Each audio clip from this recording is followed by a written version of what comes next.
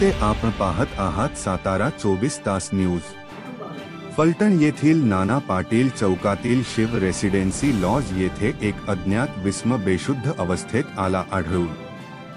Shiv residency lodge Nana Patil चौक फलटण येथे बेशुद्ध अवस्थेत एक विस्म आढळून आला।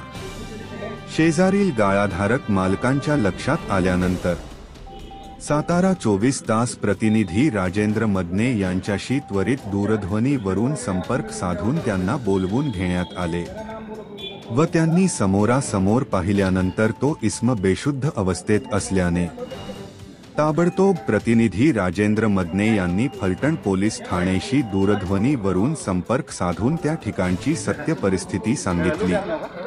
नंतर लगेच हवालदार संदीप लोंढे यांनी तात्काळ घटनास्थळी भेट देऊन व्यक्तीची पाहणी केली।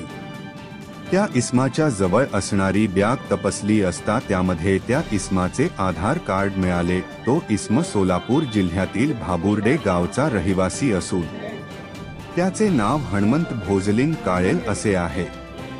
आधार कार्ड वरून त्याच्या गावाकडील नातेवाईक यांच्याशी दूरध्वनीवरून त्या इसमाची ओळख पटवून दिल्यानंतर नातेवाईक म्हणाले लगेच निघून येतो असे सांगितले असता फलटण ठाण्याचे हवालदार संदीप लोंढे यांनी 108 या नंबरवर कॉल करून ॲम्ब्युलन्स बोलावण्यात आली व त्या इसमास 108 मधून सरकारी फलटण येथील शासकीय रुग्णालय येथे दाखल करण्यात आले।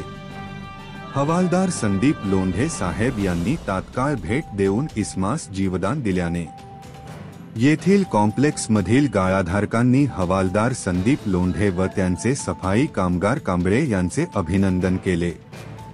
फलटण प्रतिनिधी राजेंद्र मदने सह कॅमेरामन ताजुद्दीन आतार।